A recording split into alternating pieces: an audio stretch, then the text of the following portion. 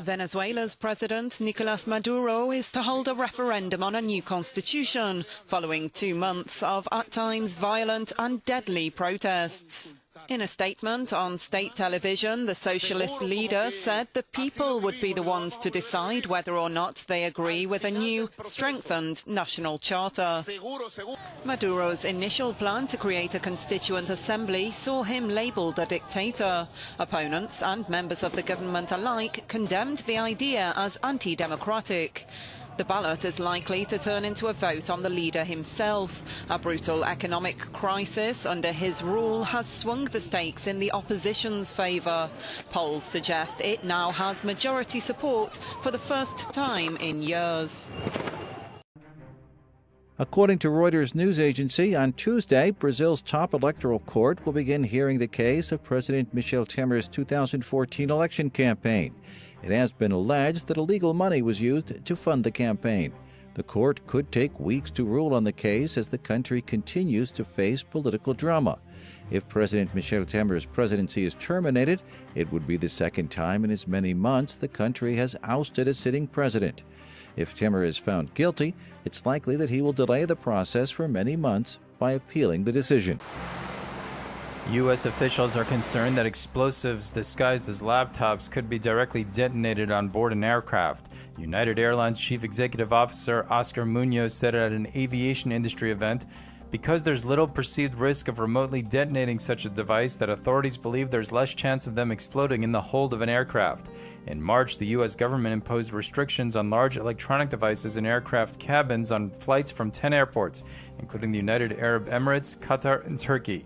The U.S. Department of Homeland Security is considering an expansion of a ban on laptops and other large electronics in cabins, but a decision appeared to be deferred after Homeland Secretary John Kelly spoke to European officials last week. UK police are criticised for not following up warnings of Islamic extremism among suspected London attackers. Puerto Rico on Monday declared that the 2016 Zika epidemic is over, saying transmission of the virus that can cause birth defects when pregnant women are exposed has taken a significant decrease. About 10 cases of the mosquito-borne disease have been reported in each 4-week period since April 2017, down from more than 8,000 cases reported in a 4-week period at the peak of the epidemic in August 2016, the Puerto Rico Health Department said in a statement.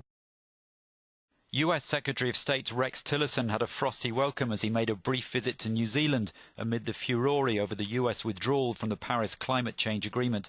Despite the traditional Maori greeting befitting a foreign dignitary, locals in Wellington made rude gestures at his motorcade, and he was put on the defensive when the Prime Minister said many New Zealanders disagreed with US policies.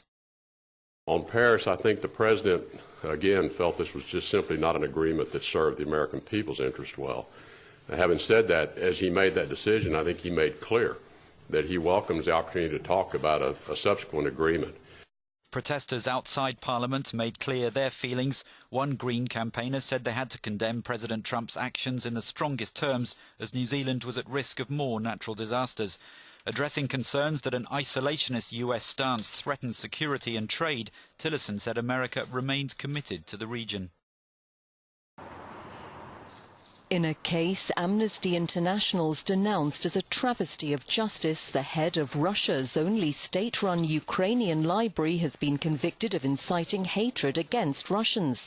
Natalia Sharina, who's been held under house arrest, denied wrongdoing, but a Moscow court gave her a 4-year suspended jail term, despite staff testifying that books deemed anti-Russian propaganda were planted in the library by police.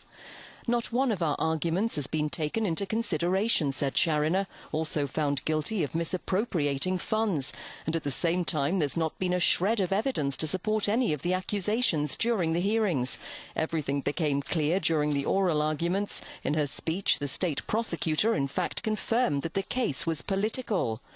Moscow's Library of Ukrainian Literature used to be a symbol of friendship between the two countries, but its shelves have now been emptied, a sign of where ties are now after Russia's annexation of Crimea and the uprising by pro-Russian separatists in eastern Ukraine. Sharina, who'll appeal, compared her case to a Stalin-era show trial. E nel momento para um espaço comercial, agora nós estamos back no Informe Deportivo.